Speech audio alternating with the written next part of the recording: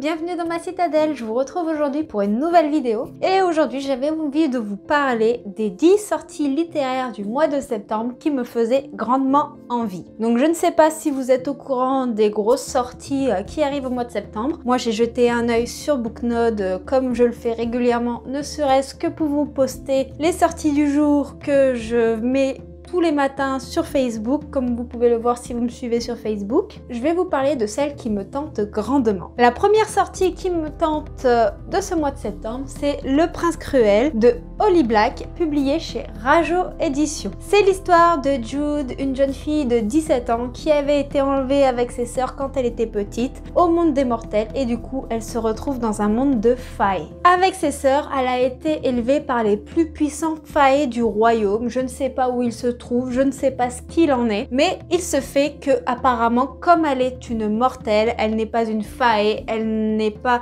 du tout du même monde, du même univers, et ben elle va subir de multiples harcèlements. Mais celui qui la déteste le plus, c'est le prince Cardan, qui lui la hait du fait qu'elle est mortelle, qu'elle n'est pas fae, et il ne voudra qu'une chose, c'est la tuer. Sauf que elle n'entend pas les choses de cette façon-là. Les moqueries, elle s'en bat un peu les cacahuètes et elle va tout faire justement pour grandir dans ce monde de fae et se faire sa place. Donc franchement, j'ai hâte de savoir un peu ce que ça va donner.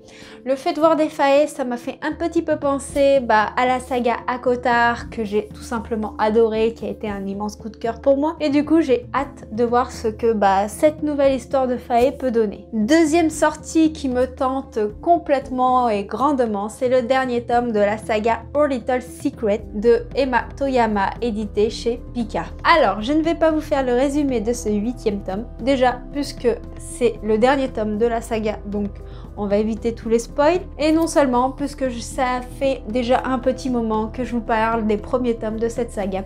Donc je pense que si vous me suivez en vidéo, vous avez déjà le topo principal de la saga. Si vous arrivez sur la chaîne, vous pourrez trouver de multiples renseignements sur ces tomes dans les précédentes vidéos update lecture et aussi dans des book hauls. Et sinon, comme d'habitude, je vous mets les liens Amazon des livres où vous pourrez trouver tous les renseignements. Après, si vous pouvez acheter dans des librairies, c'est mieux. Mais après, chacun fait ce qu'il veut. Moi, je vous mets les liens Amazon simplement par facilité. Troisième livre qui me tente pour le mois de septembre, c'est All Saint Ice, le tome 1, Dirty Devil de L.J. Chen, publié dans la collection EIH. Alors, il faut savoir que j'adore la plume de L.J. Chen, qui est une auteure où à chaque fois je suis captivée par son écriture, par sa fluidité, et à chaque fois que je crois que c'est une histoire légère, je me trompe complètement.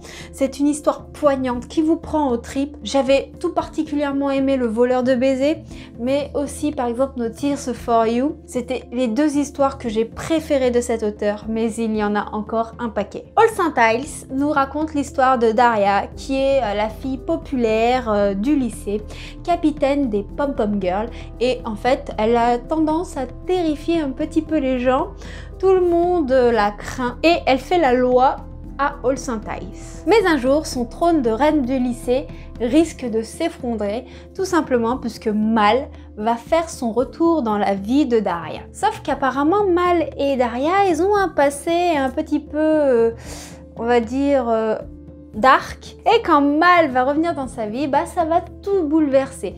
Mal, apparemment, il fait partie d'un lycée, on va dire, ennemi de All Saint Ice, et ce lycée, il récupère un petit peu tous les gens qui sont un petit peu mal vus dans la société, où vivent nos personnages, des gens qui ont des vécus difficiles, des orphelins, des gens qui ont peu de moyens et du coup qui ont tendance à voler, des gens pas très fréquentables. Apparemment, il a des comptes à régler avec Daria suite à leur passé commun dont on ne sait rien du tout. Je pense qu'on en apprendra un peu plus dans l'histoire parce que moi je me base simplement sur le résumé officiel du livre pour vous en parler. Et Mal va être logé dans famille d'accueil et il se retrouvera comme par hasard chez Daria. Et du coup, il va tout faire pour mettre en place sa vengeance envers celle-ci. Un autre livre qui me tente énormément, c'est Malédiction, le tome 1, Les larmes d'Azraël de Cécilia Armand, publié chez les éditions Elixeria. C'est l'histoire de Rosalie qui va se réveiller dans un endroit complètement inconnu. Elle va être complètement perdue suite à un grave accident de voiture. Sauf qu'à son réveil, elle n'est pas seule. Il y a un homme qui se tient devant elle, un homme assez mystérieux, un homme, on ne sait pas qui il est, mais il va bouleverser sa vie, il va bouleverser ses croyances et ils vont se retrouver dans un monde entre l'enfer et le paradis, on ne sait pas trop. Donc bon, je suppose que comme le tome 1 s'appelle Les larmes d'Azraël, cet homme devrait être Azraël. J'ai beaucoup d'attentes, j'espère savoir ce que va donner cette histoire d'amour entre l'enfer et le paradis, savoir qu'est-ce que va faire Azraël auprès de cette jeune femme, quelles en sont les attentes, pourquoi elle se réveille auprès de lui. Enfin, j'ai beaucoup de questions qui se posent et la couverture me tente énormément. Je la trouve magnifique, je la trouve prenante et j'ai vraiment hâte, c'est de découvrir cette lecture. Un autre livre que j'attends énormément et qui me fait penser à l'histoire de la petite sirène revisitée, la petite sirène qui est derrière moi d'ailleurs, c'est To Kill a Kingdom, excusez-moi pour la prononciation en anglais ou en français, Le Royaume assassiné, écrit par Alexandra Christo. C'est l'histoire de Lyra. Lyra, c'est la princesse du royaume des sirènes. Apparemment, cette princesse est adulée de partout et elle fait une collection de cœurs. Et dans sa collection, elle a le cœur de 17 princes. Croyez-moi que ça m'intrigue. Et un jour, on ne sait pas dans quelles circonstances elle va se retrouver à tuer l'un des siens. On ne sait pas si c'est quelqu'un de son peuple, on ne sait pas si c'est quelqu'un de sa famille, donc ça aussi, déjà je me pose déjà beaucoup de questions concernant cela. Et en guise de punition, sa mère, la reine, elle va la punir en la transformant en mortelle et la priver de sa voix. Et c'est cet aspect-là justement qui m'a fait penser à la petite sirène. Sauf que pour pouvoir retrouver sa vie, retrouver sa voix, elle va être chargée d'une mission. C'est délivrer le cœur du prince Élien. Et en délivrant le prince du cœur, elle devrait pouvoir retrouver sa condition. Sinon, elle sera obligée de rester humaine. Donc, elle a un délai un petit peu particulier. Je ne sais plus lequel. J'ai pris des notes, mais bon, je vais pas les lire. Et avec ce délai, si elle ne le respecte pas, bah justement, elle pourra pas retrouver sa vie de sirène. Donc c'est très intriguant, l'histoire a l'air très complexe, je me pose énormément de questions et j'ai hâte de découvrir cette histoire. Bon, dans cette sélection, je me rends compte que j'ai fait beaucoup de sélections fantastiques et fantasy. Et l'histoire suivante, bah reste dans le thème puisque je vais vous parler de Sorcery of Thorns de Margaret Rogerson. Bon, j'ai une prononciation assez médiocre, je vous en prie, n'en tenez pas compte. Dans cette histoire, on apprend que les sorciers sont maléfiques. Et cela, Elisabeth le sait depuis toujours. Depuis toute petite, elle a été élevée dans une bibliothèque où elle est chargée de veiller sur des grimoires dangereux. Un jour, dans la bibliothèque, le sorcier Nathaniel va passer. Et ce jour-là, un livre va se transformer en monstre. Malheureusement, Elisabeth va être accusée à tort de la transformation de ce livre en monstre qui va faire beaucoup de mal au niveau du monde dans lequel vivent nos personnages. C'est un livre qui va pas hésiter à tuer des gens, à leur faire du mal, les faire souffrir. Et du coup, elle va devoir comparaître devant la justice. Sauf qu'en fait, elle va apprendre qu'elle se retrouve dans de vieilles conspirations qui sont là depuis des années et des années. Et elle va devoir retrouver Nathaniel pour l'aider à se sortir de ce pétrin. Donc cette histoire m'intrigue énormément. En plus, j'adore les histoires de sorcellerie. Et l'histoire de Elisabeth, bah franchement, j'aimerais pas me retrouver à sa place. Elle m'intrigue et j'ai hâte de savoir comment elle va se sortir de cette misère qui lui arrive, savoir dans quelle conspiration elle a été injectée. J'ai beaucoup d'attentes et pourquoi pas une petite romance entre Nathaniel et Elisabeth. En tout cas, je trouve qu'il y a une forte probabilité. Partons pour une histoire plus légère qui n'a rien à voir avec de la fantasy.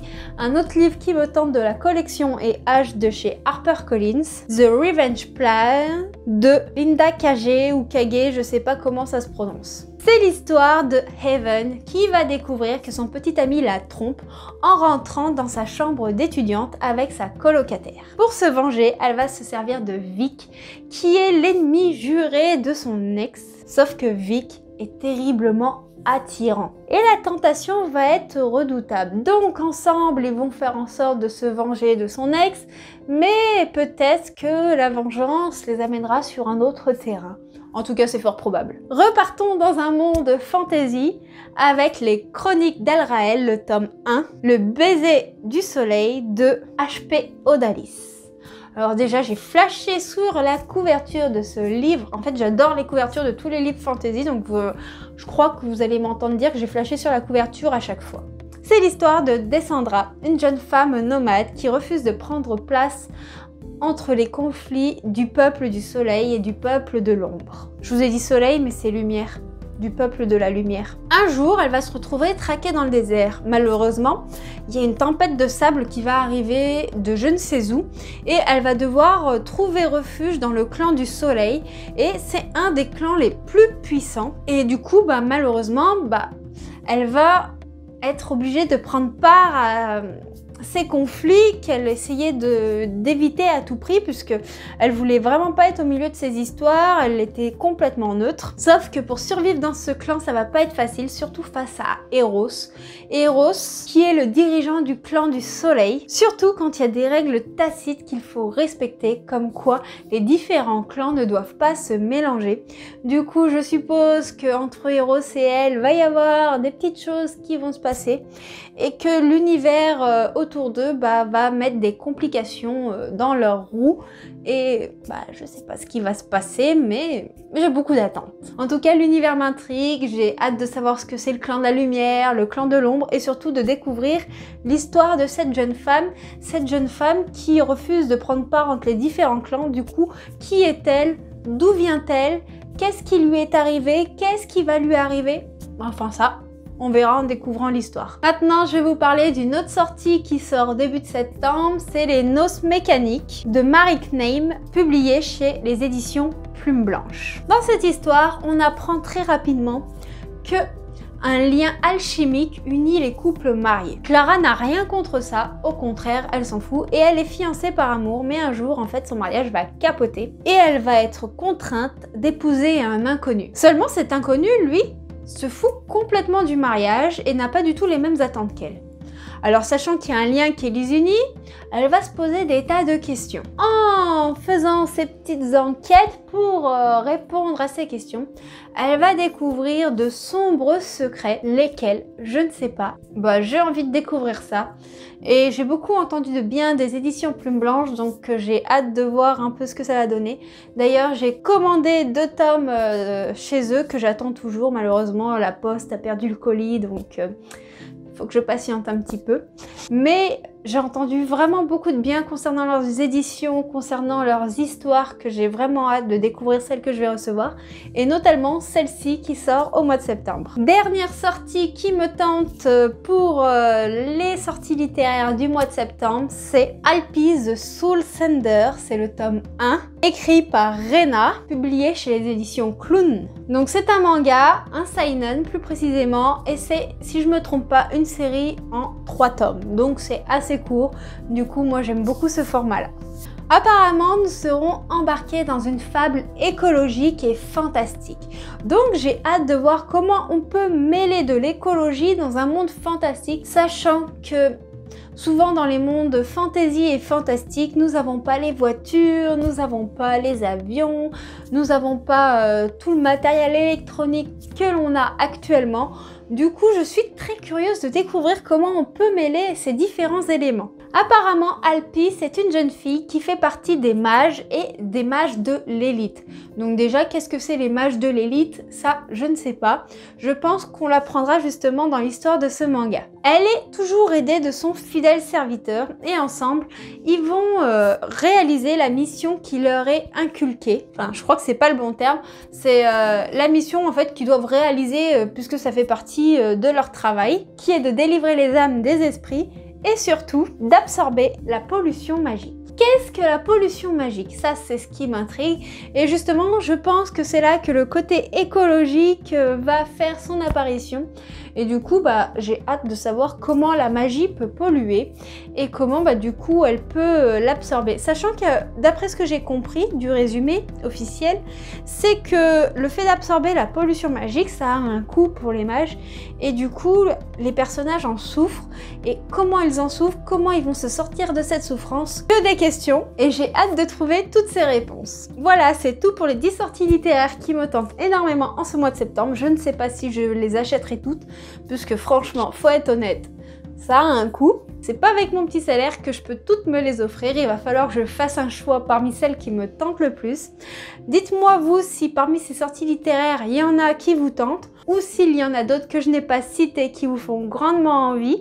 Comme ça, on peut se faire découvrir de nouvelles histoires, de nouveaux livres, que ce soit en commentaire ou si vous avez un blog, une chaîne, n'hésitez pas à me mettre le lien, j'irai voir un petit peu les livres qui vous font envie.